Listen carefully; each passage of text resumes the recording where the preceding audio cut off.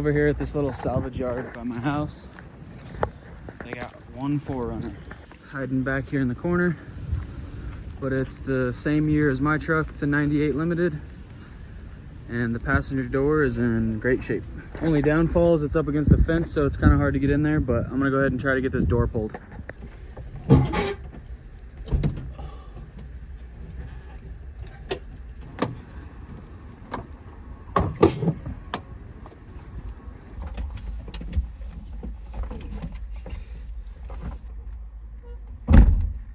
What's going on, everyone? I'm back in the garage. I have another project to get started on tonight.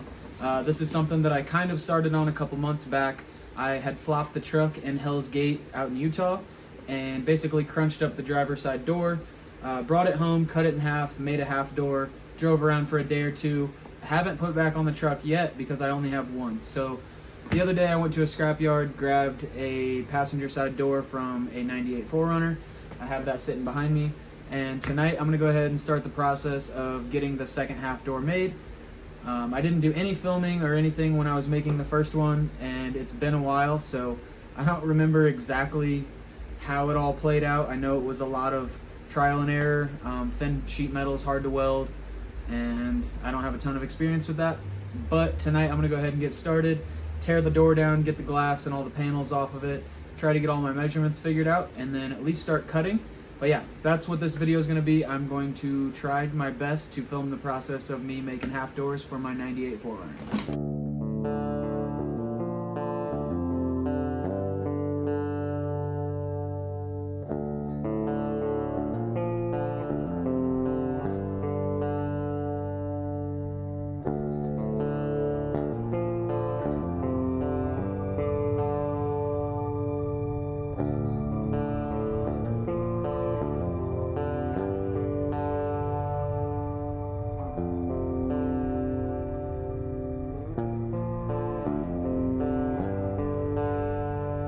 Okay, so far we're cruising. I got most of the door tore down. I got the window pulled out, all of the rubber, pretty much all of the clips for the harness and everything off of the metal. When I did the first door, I literally tore it down to the point where there was nothing left on it, and then did all of my cutting, welding, and then kind of started to rebuild the door. I may end up doing that still, but as of right now, I think I'm gonna leave what's here on the door. My intention is to potentially leave speakers in the door, leave the harness in the door. The cut will land right above where the top stock door mount is. We'll come down, cut across, and basically land directly underneath where the door handle original placement is.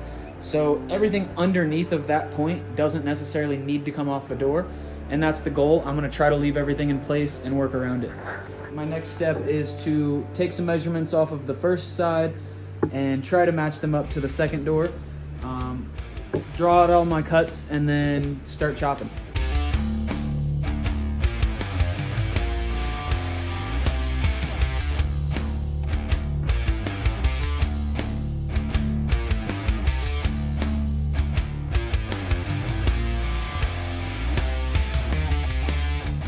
So I'm gonna go ahead and start cutting. The goal is to leave as much material on the outside of the door as possible, so I'm able to use that and fold it over and close my gap.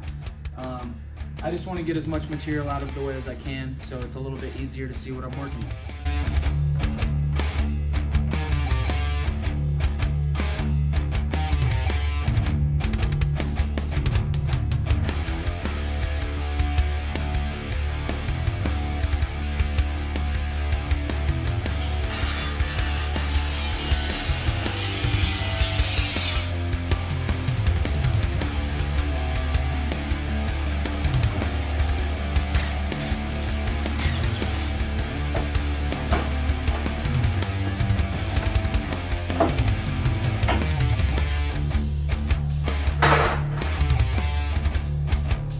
So this main bar across the door is pretty much all of the support in the outer body panel.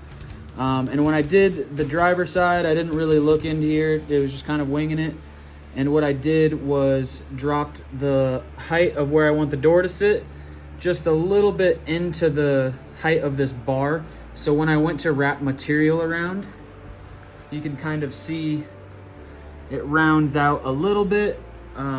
I was able to hide it pretty well. So yeah, I just made my cut just a tiny bit higher over here, so when I fold this material over, you won't see that big bulge back there. But anyways, with all that said, I'm gonna go ahead and call it a night. It's 10 o'clock, I got work in the morning. So I will resume chopping on this thing when I get back from work tomorrow. Hopefully I'm able to at least get the outer body panel folded over and start doing some pinch welds.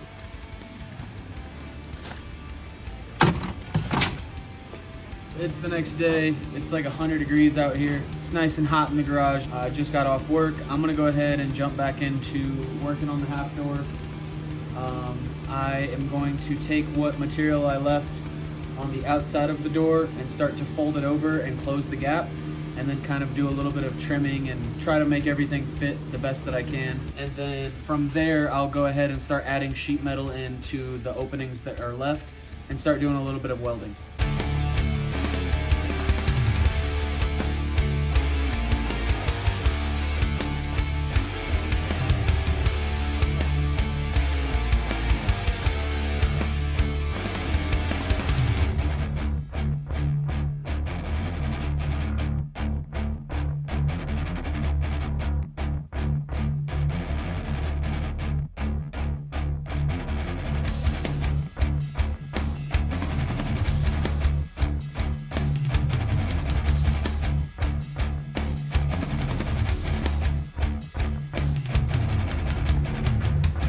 Right. So earlier when I was referring to leaving the outside material sticking around for as long as I could and then I would fold it over, that's what I meant. I was able to use all of the outside door paneling, do a couple stitch cuts, and then it folds over right where you want it. So the width of the door is about 5 inches, matches that one pretty well. And for the most part, now your gap is filled. Then you come back in, and it's a little time consuming, but basically with like a little small hammer and your welder, stitch all of these back up. And then the hard part is to get these 2 gaps filled. It's really not too difficult. It's just welding sheet metal, can be a pain. So the next step would be to get those stitches filled in, and then get some welds from this fold to the inside panel so it's all one piece. And then I will go ahead and start filling in these gaps. I'm gonna fill this guy in and then this front one. Not too much else needs to be done with the inside of the door. I will be making another door panel out of aluminum that will cover up all of the inside. So yeah, this is how it looks so far. I'm gonna go ahead and keep working.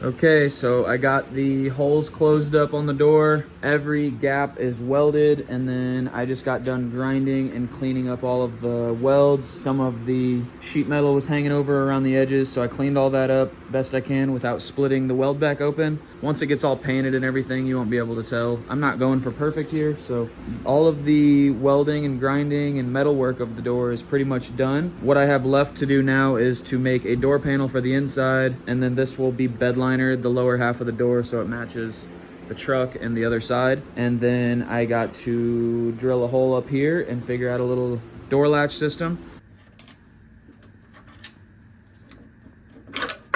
So the next step would be to get the door latch to actually activate, seeing as how there's no more door handle. On the first door, what I did was take the stock little lock tab and put a hole through the top of the door and attached it to the door level. So when you push down this lock, it unlatches the door. Super simple. And I also got to reuse a stock component that kind of lives in the same place that it used to, so I thought that was kind of cool. But yeah, that's what I got to do to this guy. This tab right here, or this lever right here, and this lever right here are both for the door lock, which I will not be needing. So I'll probably just take the lever off and let the lock stay unlocked. The other one, I put a little zip tie on there to make sure that it never locked just by slamming the door or anything. And then there's a tab right here, this white one, and that's what I'm aiming for. This is going to be the door release tab. So I'll show you guys what I'm talking about here. All right, so pretend that that is the door closed. This is the latch that captures the pin on the body and would keep your door closed. And then this lever would be what your door handle is attached to, which opens your door. So what I'm gonna do is attach one of these rods with a factory clip around this, and it will come straight up from this mechanism and stick out the top of the door, just like the driver's side. And so you'll be able to just press a button and that will open the door. So this is gonna be my piece that I will use for the door latch. I pulled this out of part of the door latch system that was already in the door. So far, everything that I've done has been free. This attaches over this little plastic clip, and I'm not gonna do that yet because these things wear out and break super easy, and as of right now, it's not broken. So I will attach it. Perfect.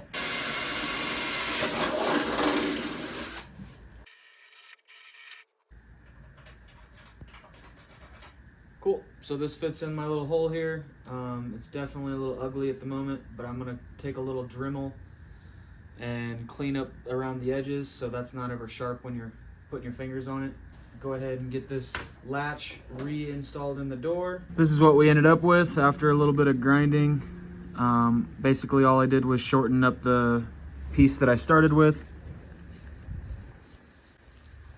Got the little piece installed back onto the door latch, and I just took some vice grips and kind of pinched this end of it closed so that way this isn't sliding around and it's nice and solid. So I just threw the latch back in the door and got the bolts in there.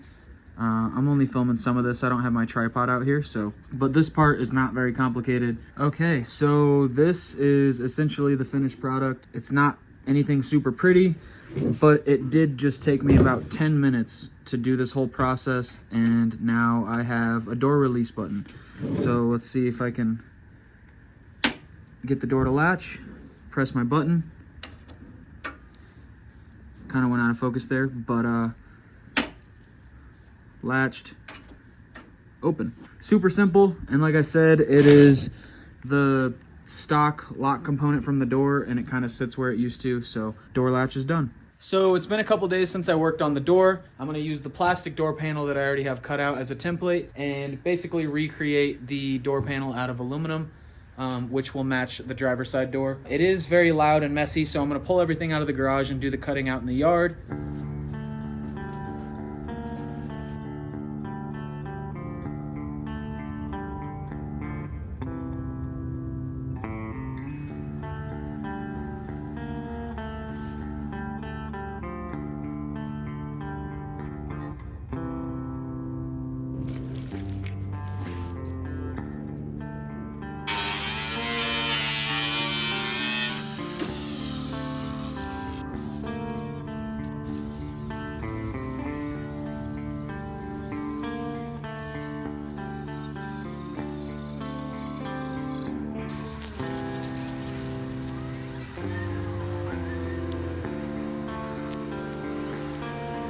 Right, while that first door panel dries, I went ahead and pulled the driver's side door back out.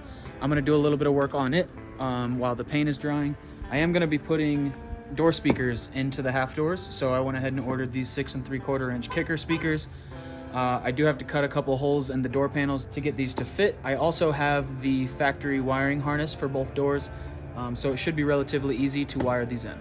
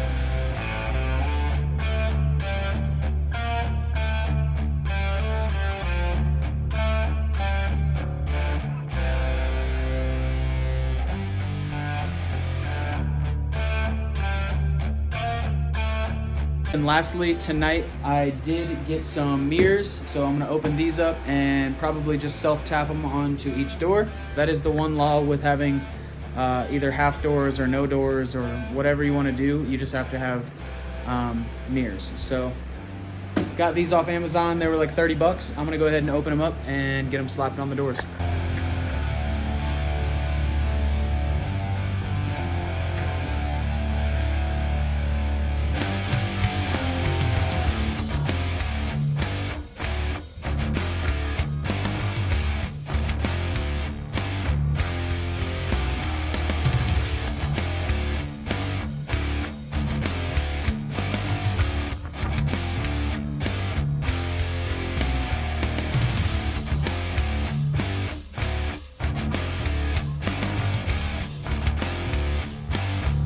So while I was finishing up getting the speakers installed and the door panels back on, my phone overheated.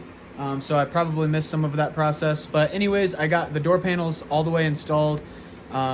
Did a couple touch-up spots with some black paint on those, so those look nice and clean.